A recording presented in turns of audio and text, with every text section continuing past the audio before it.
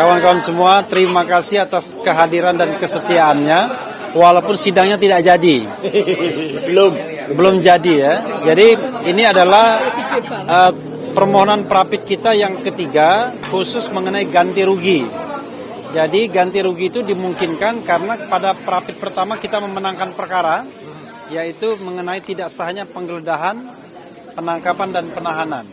Hari ini kita sudah siap untuk bersidang. Unfortunately, turut termohon dalam hal ini Kejaksaan Negeri Jakarta Selatan tidak hadir karena berdasarkan hukum acara harus dipanggil dua kali, ya, tidak boleh cuma satu kali. Maka hakim menunda sidang sampai pekan depan dan mereka akan memanggil lagi secara layak pengadilan Kejaksaan Negeri Jakarta Selatan.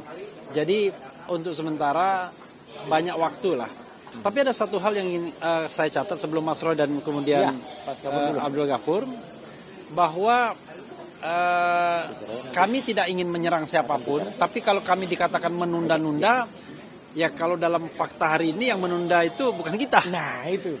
Penundaan terjadi satu pekan kemudian karena ketidakhadiran turut termohon dalam hal ini Kejaksaan Negeri yang juga akan menjadi penuntut kalau misalnya masuk perkara pokok.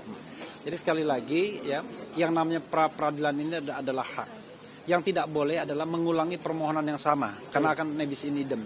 Tapi selama item permohonannya itu berbeda, itu adalah hak. Hak itu bisa kita ambil, bisa tidak. Jadi tidak boleh ada siapapun yang kemudian mengatakan hak itu tidak boleh digunakan dengan prejudice gitu ya. Dengan prejudice mengatakan bahwa mengulur-ngulur waktu, kemudian menghindari pokok perkara dan lain sebagainya. Karena kalau kita bicara perjuangan untuk Mas Roy ya, bagaimana misalnya menyelamatkan dalam tanda kutip Mas Roy dari kriminalisasi, terutama pengenaan pasal 32 ayat 1 dengan ancaman hukuman 8 tahun dan kemudian pasal 35 dengan ancaman hukuman 12 tahun, maka pra-peradilan ini adalah sarana yang sah, legal untuk memperjuangkan itu sebelum kita masuk pokok perkara. Mereka yang tidak merasakan status tersangka dan kemudian nanti bisa jadi terdakwa seperti Mas Roy dan kemudian Dr. Tifa sudah menjadi terdakwa, itu enak saja ngomong begitu ya. Tapi coba kalau posisinya diubah, yang jadi tersangka dan calon terdakwanya adalah mereka, saya kira pikirannya juga akan sama. Bagaimana kita melindungi klien kita, ya, kemudian berusaha membela sekuat-kuatnya agar dia bisa dibebaskan karena kami yakin bahwa ini ada kriminalisasi. Soal pembuktian ijazah along with, bersamaan.